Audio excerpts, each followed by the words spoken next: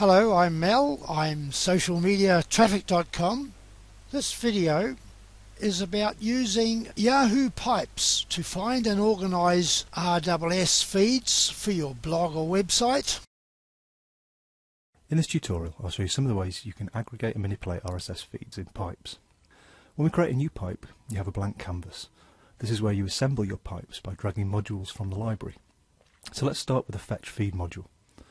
When you drop this onto the canvas, it expands to request the feed address. Once you enter this, the pipe grabs the feed and we can start to work with it. If we connect this straight to the pipe output, you'll see the preview of the data in the panel at the bottom of the screen. Now let's start to manipulate this data. We'll do this by adding another module in between the fetch feed and output modules. Using the truncate module, we can tell pipes to limit the number of items it outputs. In this case, 3 items, or with a quick change, just 1. A more powerful way to manipulate a feed is using the filter module. This allows you to include or exclude items based on those that match certain criteria defined in rules. Let's start by setting the filter to allow all content.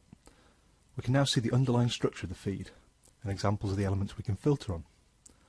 For example, let's set this filter to block items whose description contains the word ePortfolios. If we refresh the pipe, the filter is applied and you can see the appropriate items are removed.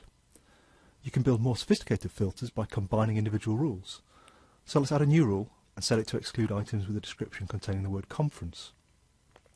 We can set this filter to any so it matches both patterns, and when we refresh, both items are removed. Pipes can of course work with more than one feed, so let's add another and join it to the existing output using the union module. This means breaking the current output, adding it to the union, which then joins both feeds to the output. Now when we refresh, you can see both feeds being displayed. And we can apply further modules to manipulate both sets of data. So here I'm adding a sort module after the union and setting it to sort items in both feeds, based on the date that they were published.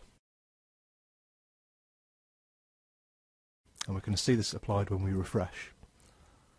When building pipes in multiple feeds, you might want to add a prefix to each item to tell viewers where it came from. So, for example, in the GIS feed, we could add the label GISC as a prefix to all items.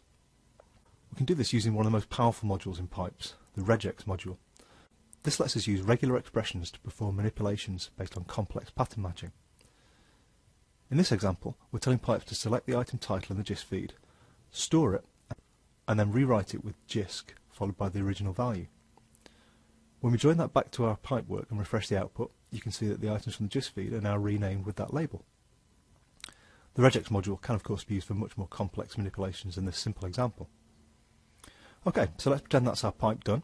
We can now save it and run it to get access to a range of different formats.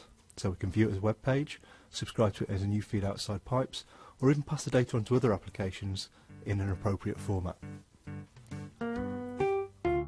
Demonstrated and narrated by JISC NetSkills.